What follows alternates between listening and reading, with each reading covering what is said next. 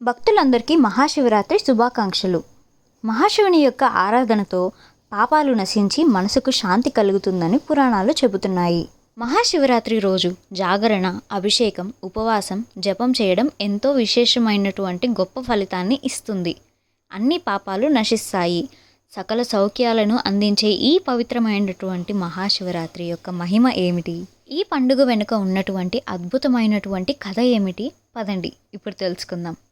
ఈ కథనం చివరి వరకు చాలా జాగ్రత్తగా వినండి. మీరు గనక ఆ పార్వతీ పరమేశ్వరులను విశ్వసించినట్లయితే ఓం నమ శివాయ అని కామెంట్ చేయండి. ఒకనాడు మేరు పర్వతం శిఖరంపై కైలాసంలో పార్వతీ పరమేశ్వరులు సుఖాసీనులై కూర్చొని ఉన్నారు. ప్రశాంతమైనటువంటి ఆ వాతావరణంలో పార్వతీదేవి తన మనసులోని సందేహాన్ని పరమశివునితో చెప్పింది. ప్రభు, భూలోకంలో మానవులు పాపాలు చేస్తూనే ఉంటారు. వారు చనిపోయిన తర్వాత వారి పాపాలను ఎలా పోగొట్టుకోగలరు? ఒకవేళ భూమి మీద బతుకుండగానే ఏ వ్రతం చేస్తే వారికి మోక్షం లభిస్తుంది? ఏ వ్రతం అంత పవిత్రమైంది? దయచేసి నాకు తెలియజేయండి అని పార్వతీదేవి ఆ మహాశివుడిని ప్రశ్నించింది. అప్పుడు కరుణామయుడైనటువంటి ఆ బోలాశంకరుడు చిరునవ్వుతో ఈ విధంగా బదులు ఇచ్చాడు. దేవి, మహాశివరాత్రి వ్రతం అత్యంత పవిత్రమైనది. మాఘమాసం బహుళ చతుర్దశి నాడు ఈ వ్రతాన్ని ఆచరించాలి. తెలిసి చేసినా తెలియక చేసినా ఒక్కసారి కూడా ఈ వ్రతం చేసినట్లయితే ఎటువంటి భయం అయినా సరే దూరం అవుతుంది. అలాగే ముక్తి లభిస్తుంది. ఈ మహాశివరాత్రి వ్రతంకి ఉదాహరణగా ఒక అద్భుతమైన కథ చెబుతాను, జాగ్రత్తగా విను అని ఇలా చెప్పడం మొదలుపెట్టాడు ఆ పరమశివుడు. అప్పుడు పరమశివుడు పార్వతీదేవితో చెప్పినటువంటి ఆ అద్భుతమైన కథ పూర్వకాలంలో మధ్యదేశంలో ఒక చిన్న గ్రామంలో చిత్రబాను అనే వేటగాడు ఉండేవాడు. ఆ వేటగాడు ప్రతిరోజు అడవికి వెళ్ళి జంతువులను వేటాడి అలాగే వాటిని అమ్మి వాటి యొక్క మాంసాన్ని తిని తన కుటుంబం పోషించుకునేవాడు. ఈ వేటగాడు చాలా పేదవాడు. తన కూతురు పెళ్లికి కావలసిన డబ్బు లేకపోవడంతో ఎప్పుడూ బాధపడుతూ ఉంటాడు. చివరికి ఈ వేటగాడు ఏం చేశాడంటే ఒక వ్యాపారి వద్ద అప్పు తీసుకొని తన కూతురికి పెళ్లి చేశాడు. ఆ విధంగా ఉంది తన పరిస్థితి.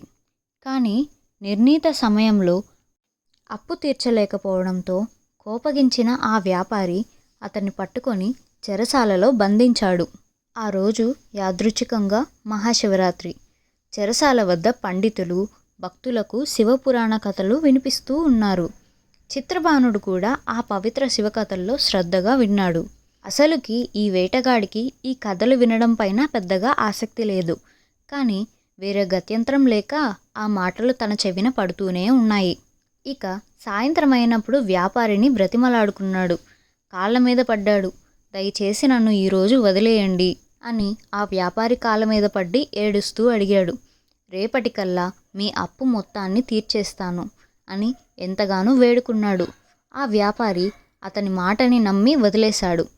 ఇక చెరసాల నుండి విడుదలైనటువంటి చిత్రబాను వెంటనే మళ్ళీ వేటకి బయలుదేరాడు. వేటకు బయలుదేరినటువంటి ఆ వేటగాడు జంతువుల కొమ్ములు, దంతాలు, చర్మం, మాంసం అన్నిటినీ అమ్మేసి బాగా డబ్బు సంపాదించి రేపటిలోగా ఆ వ్యాపారికి అప్పు తీర్చాలి అని మనసులో చాలా దృఢంగా నిశ్చయించుకున్నాడు. ఇక అందుకోసమని ఆ వేటగాడు ఆ రాత్రి అంతా ఆ అడవిలో పిచ్చివాడిలా తిరిగాడు. చాలా దాహం మరియు ఆకలి వేసింది. చివరికి ఒక చెరువు దగ్గరికి చేరుకున్నాడు. నీళ్లు తాకి చెరువు పక్కనే ఉన్నటువంటి ఒక పెద్ద మారేడు చెట్టుపైకి ఎక్కి కూర్చున్నాడు. ఆ చెట్టుపైన ఎక్కి కూర్చొని వేటగాడు, ఓహో, ఇక్కడ కూర్చుంటే ఖచ్చితంగా జంతువులైతే వస్తాయి. జంతువులు నీళ్లు తాగడానికి వచ్చేటప్పుడు వాటిని వేటాడడానికి ఇదే మంచి ప్రదేశం. ఆ విధంగా తన మనసులో అని అనుకున్నాడు. ఇక ఆ వేటగాడు మారేడు చెట్టుపైన ఎక్కి కూర్చొని సమయం కోసం ఎదురు చూస్తూ ఉన్నాడు. కానీ తనకు తెలియకుండానే ఆ చెట్టు కింద ఒక శివలింగం ఉంది. ఈ విషయం నిజంగానే తనకు తెలియదు. ఆ వేటగాడు ఎత్తైనటువంటి ఆ మారేడు చెట్ల కొమ్మల మధ్యలో దాంకొని ఉన్నాడు. ఆ చెట్ల కొమ్మల మధ్య దాక్కోవాలి అన్న ఉద్దేశంతో చిత్రబాను అక్కడ ఉన్నటువంటి ఆ మారేడు ఆకులన్నిటినీ తుంచి కింద పడేస్తూ ఉన్నాడు. ఆ వేటగాడు తనకు తెలియకుండానే ఆ మారేడు ఆకులు శివలింగం మీద ఒక్కొక్కటిగా పడుతూ ఉన్నాయి. ఇది ఆ పరమశివునికి పూజ అయితే కాసేపటికి చీకటి పడింది. బాగా రాత్రి అయిపోయింది. ఇక అప్పుడే ఆ నీటి ఒడ్డుకు గర్భిణి జింక నీళ్లు తాగడానికి వచ్చింది. చిత్రబాను వెంటనే బాణాన్ని గురిపెట్టాడు. ఆ విషయాన్ని గ్రహించినటువంటి ఆ జింక ఆ వేటగాడిని వేడుకుంటూ ఉంటుంది. ఈ విధంగా, ఓ వేటగాడా, నేను గర్భిణిని. కొద్దిసేపట్లో నేను ఒక బిడ్డకు జన్మను ఇస్తాను. నన్ను చంపితే నీవు 2 అమాయకపు ప్రాణాలు చంపిన పాపాన్ని మూటగట్టుకుంటావు. అది మహాపాపం కూడా నీకు తగులుతుంది. దయచేసి నా బిడ్డను కనే వరకు వేచి ఉండు. నా బిడ్డను కన్నాక మళ్ళీ నేను తిరిగి వస్తాను. అప్పుడు నన్ను చంపే. నీ దగ్గరకు తప్పకుండా వస్తాను అని మాట ఇచ్చింది ఆ గర్భిణీ జింక. ఆ జింక మాటలు విన్నటువంటి ఆ వేటగాడు జాలి కలిగితే, సరే వెళ్ళు, కానీ నీవు ఖచ్చితంగా తిరిగి రావాలి అని అన్నాడు. ఆ జింక సరే అంటూ వెళ్ళిపోయింది. కాసేపటికి మరొక జింక వచ్చింది. మళ్ళీ చిత్రబాను బాణాన్ని సిద్ధం చేశాడు. ఆ జింక మళ్ళీ తనతో ఈ విధంగా మాట్లాడి విన్నపించుకుంది. వేటగాడా, నేను నా భర్తను వెతుకుతున్నాను. అతను ఎక్కడికి వెళ్ళాడో కూడా తెలియదు. ఒకవేళ నాకు అతను కనుక దొరికినట్లయితే అతన్ని ఒకసారి కలిసి మళ్ళీ నీ దగ్గరికి వస్తాను. దయచేసి నా కోసం కాసేపటి వరకు వేచి ఉండు అని ఆ వేటగాడిని వేడుకుంటుంది. ఆ వేటగాడికి హృదయం మరింత కరిగింది. సరే వెళ్ళు, మాట మాత్రం అస్సలు తప్పకూడదు అని కోపంతో ఆ జింక కూడా వెళ్ళిపోయింది. ఇక కొద్దిసేపటి తర్వాత మరొక జింక అక్కడికి వచ్చింది. చిత్రబాను 3వసారి ఆ బాణాన్ని సంధించి వేయబోయాడు. కానీ మళ్ళీ ఆ జింక ప్రార్థించింది. దయగల వేటగాడా, నా పిల్లల్ని నా భర్త దగ్గర సురక్షితంగా వదిలేసి వస్తాను. పంచభూతాల సాక్షిగా ప్రమాణం చేస్తున్నాను. నన్ను నమ్ము, నేను తప్పకుండా నీ దగ్గరికి తిరిగి వస్తాను. అంతే. ఇప్పటికే 2 జింకలను ప్రాణాలతో వదిలేసిన చిత్రబాను ఆలోచనలో పడ్డాడు. నాకు కూడా భార్య పిల్లలు ఉన్నారు. వాళ్ళు కూడా ఆకలితో ఉన్నారు. ఇప్పుడు నిన్ను కూడా విడిచిపెట్టేస్తే నేనేం తినాలి? ఆ జింక మాటలు విని, నువ్వు ఎలా నీ పిల్లల కోసం ఆలోచిస్తున్నావో ఈ జింక కూడా తన పిల్లల కోసం ఆలోచిస్తుంది అని తమ మనసులో తనతో తానే మాట్లాడుకున్నాడు. మళ్ళీ కరుణతో ఆ జింకను కూడా విడిచిపెట్టాడు. అది అక్కడి నుండి వెళ్ళిపోయింది. ఇక సూర్యోదయం దగ్గరలో ఉంది. వేటగాడికి ఇంకా ఏమీ లభించలేదు. ఆకలి మరింతగా పెరిగిపోతుంది. ఇంతలో 4వ జింక వచ్చింది. అదే మొదటి 3 జింకల యొక్క భర్త. ఆ జింక అక్కడికి రాగానే ఆ వేటగాడితో, ఇప్పటి వరకు వచ్చిన 3 జింకలు కూడా నా ప్రియమైన భార్యలు. నువ్వు వాళ్ళని చంపేసి ఉంటే ఆ దుఃఖంతో నేను బ్రతకలేను. నన్ను కూడా చంపేయి. లేదా వాళ్ళని నమ్మినట్టే నన్ను కూడా దయచేసి ఈ ఒక్కసారికి నమ్ము. నేను వాళ్ళను కలిసి అందరం కలిసి మళ్ళీ నీ దగ్గరికి వస్తాము. మేం ఖచ్చితంగా మా మాటను అయితే తప్పము అని మాట ఇస్తారు. ఆ మాటలు విన్నటువంటి ఆ వేటగాడు అకస్మాత్తుగా ఏదో గుర్తొచ్చింది. రాత్రంతా కూడా ఉపవాసంతో గడిచింది. అదే శివరాత్రి వ్రతం అయింది. నిద్ర లేకుండా తెల్లవార్లు ఎదురుచూసి జాగరణ చేశాడు. అంతేకాదు, మారేడు ఆకులు శివలింగం మీద పడ్డాయి. శివపురాణ కథలు కూడా విన్నాడు. అంటే శ్రవణం కూడా జరిగింది. ఆ వేటగాడు తనకు తెలియకుండానే అతను పరిపూర్ణమైనటువంటి మహాశివరాత్రి వ్రతాన్ని చేశాడు. ఆ పరమశివుని యొక్క దివ్య కృపతో అతని కఠినమైన హృదయం మృదువైంది. మనసులో దయా కరుణతో నిండిపోయింది. ఇక కాసేపటికి ఆ 4 జింకలన్నీ కలిసి అక్కడికి వచ్చాయి. అవన్నీ కూడా ఆ వేటగాడితో చెప్పాయి, మేము మా మాట నిలబెట్టుకున్నాము. ఇప్పుడు కావాలంటే నువ్వు మమ్మల్ని చంపేసేయచ్చు. ఆ జింకల మధ్య ఉన్న అపారమైన ప్రేమను, మాట మీద నిలబడే స్వభావాన్ని, కుటుంబం పట్ల వారికి ఉన్న మమకారాన్ని, వీటన్నిటిని చూసి ఆ వేటగాడి మనసు పూర్తిగా కరిగిపోయింది.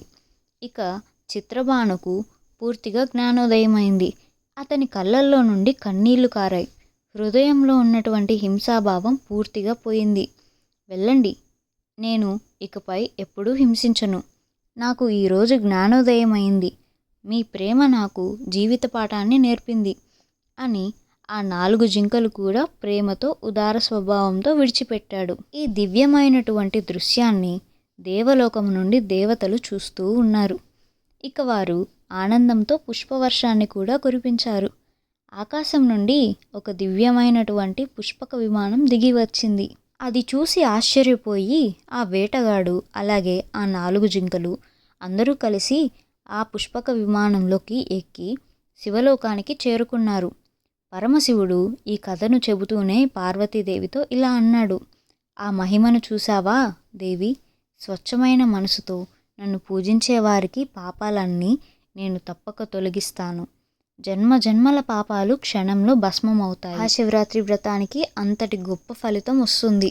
జంతువులను హింసించని ఆ వేటగాడిని అన్ని పాపాలను హరించి అతనికి ముక్తి కలిగించారు. కఠినమైన హృదయాన్ని కోమలమైన హృదయంగా మార్చాను. హింసాభావాన్ని కూడా ప్రేమగా మార్చేశాను. ఇక ఈ వేటగాడు తను తెలిసి తెలియక చేసిన, భక్తితో చేసిన, యాదృచ్ఛికంగా చేసిన మహాశివరాత్రి వ్రతం మహాపుణ్యదాయకం. ఇదే మహాశివరాత్రి వ్రతం యొక్క మహిమ. చిత్రభాను అనే వేటగాడు తెలియకుండానే ఉపవాసం ఉన్నాడు. ఇక అనుకోకుండానే జాగరణ కూడా చేశాడు.